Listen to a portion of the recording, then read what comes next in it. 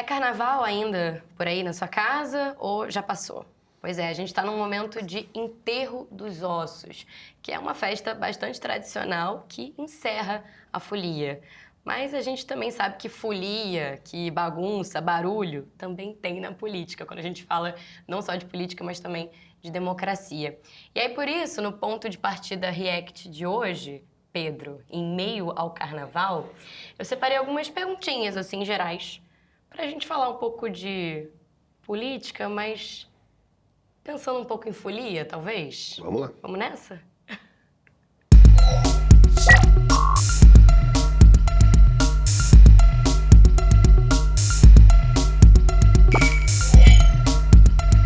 Pedro, nesse momento, qual que é para você o maior confete do debate político atual? Alguma coisa que distrai, não está resolvendo nada?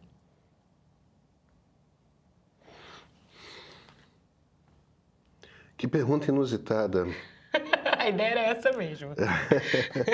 Já tomou uma bebidinha, já ainda tá em clima de carnaval? A ideia é que distrai... Pode ser uma ideia ou uma pessoa. Que distrai...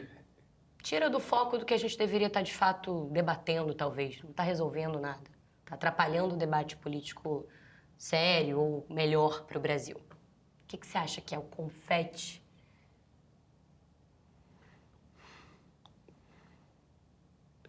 As redes sociais.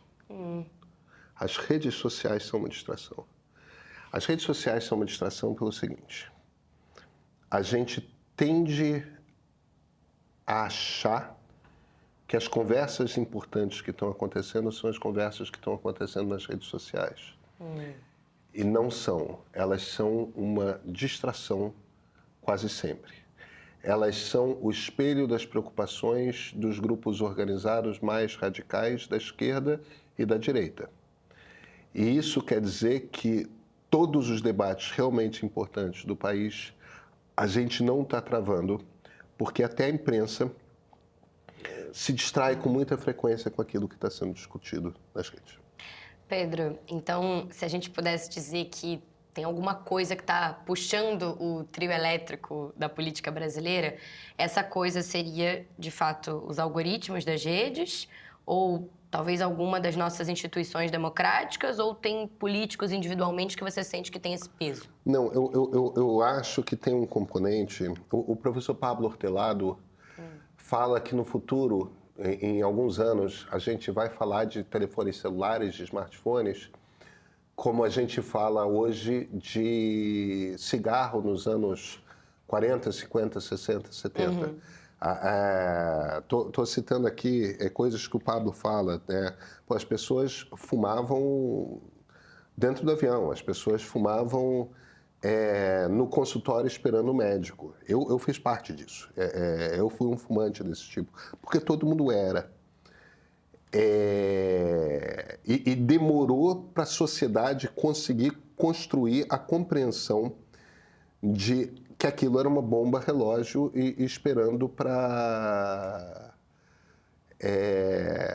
matar as pessoas de câncer, etc. Então, você acha, quer dizer, concordando com o professor Pablo, que, na verdade, as redes sociais vão se tornar essa coisa meio démodé, talvez? Não, eu acho que são as redes, mas são esses aparelhos aqui, no fim das contas, que são, por assim dizer, viciantes, entendeu? E que levam, sugam tanto a nossa atenção que nos distrai do que realmente é relevante. E nos radicaliza, tá? Não, isso não é legal. A gente não gosta disso aqui no meio. Não, bem, não. Agora, Pedro, tem algum tema político, um assunto mesmo, uma pauta, que para você virou micareta? Sempre o mesmo refrão, ano após ano, e a gente não avança? Polarização. Que tá tudo, no fim das contas, unido. A gente fala de... E é muito engraçado que a maneira como a gente fala de polarização o problema são os outros, a gente não tem nada a ver com isso. O problema é meu, eu boto ele em quem eu quiser.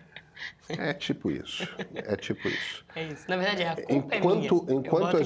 Enquanto a gente não perceber que o processo de radicalização tem a ver com cada um de nós, a gente não vai sair desse jogo.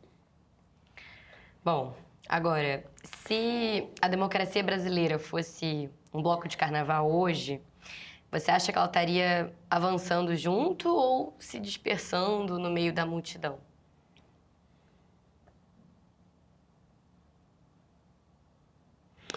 Eu não sei se eu sei responder dentro da sua metáfora, Yasmin.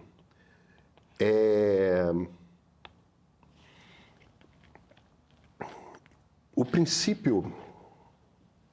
Onde que a coisa quebrou? O princípio da democracia tem...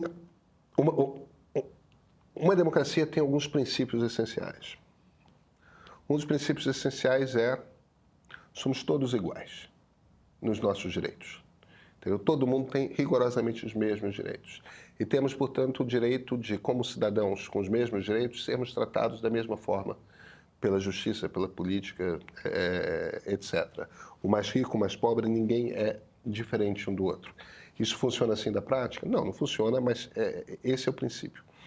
Dessa ideia de igualdade deriva a ideia de que a gente sabe que a gente vai discordar.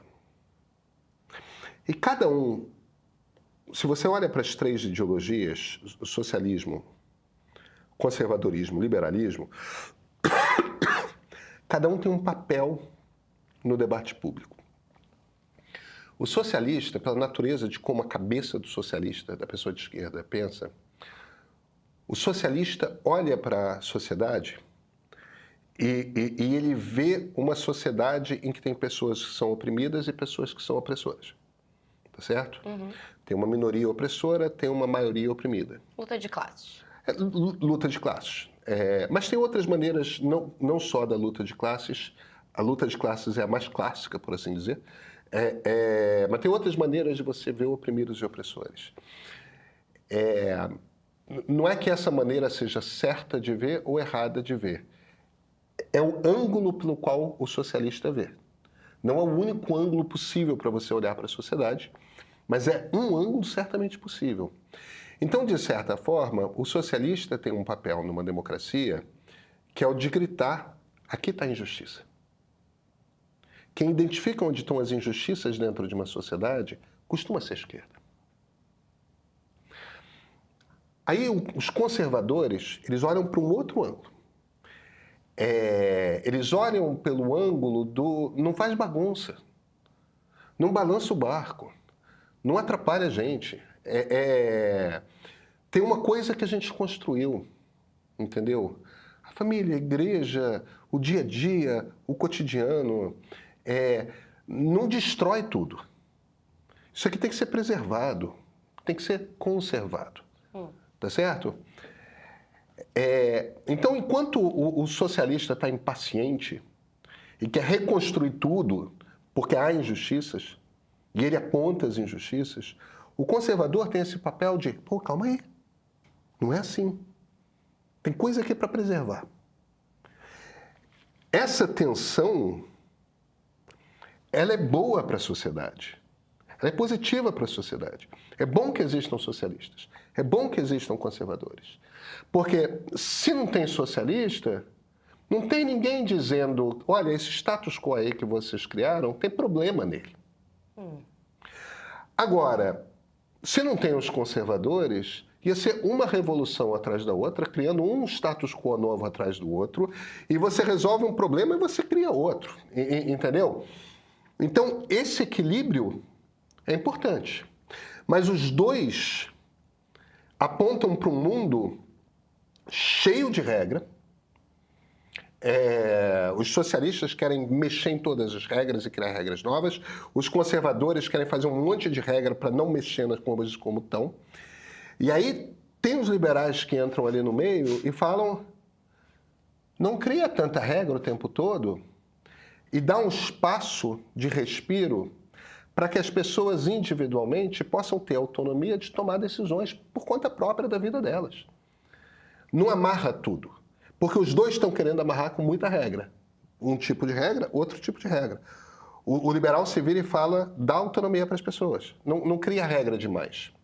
Então, essa tensão entre esses três jeitos de olhar, um olhando para o que tem que ser preservado, um olhando para onde tem injustiça, um terceiro dizendo dá espaço para as pessoas poderem ser elas próprias, sem você impor um lugar na sociedade, porque o homem tem que ser homem assim, assim, assado, como o conservador diz, porque o socialista aí se vira e fala, não, todos os trabalhadores, o socialista quer meio que uniformizar a sociedade, tipo, todo mundo assim, num lugar parecido, igual, o mais igualitário possível, e aí o liberal se vira e fala, não, dá autonomia individual para que cada pessoa seja diferente por si. É bonito esse convívio, e esse convívio é necessário.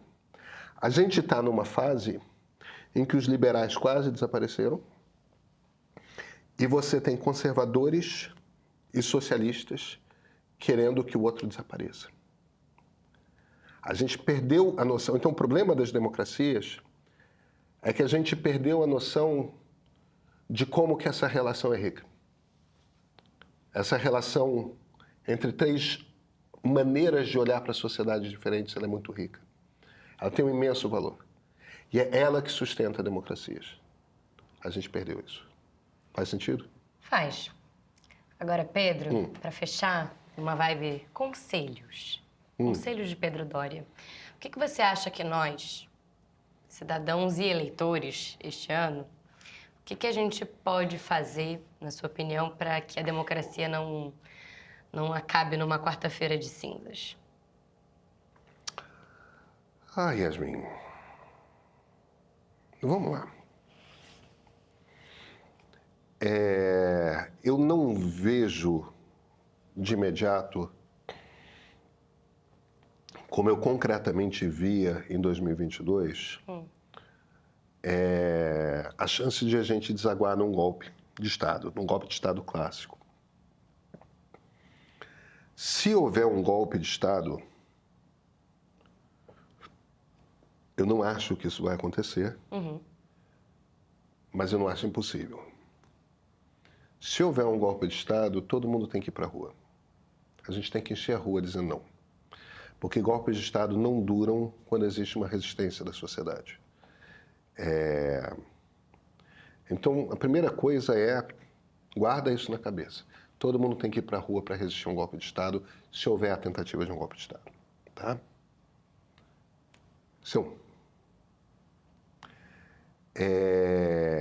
Eu não acho que esse vai ser o cenário.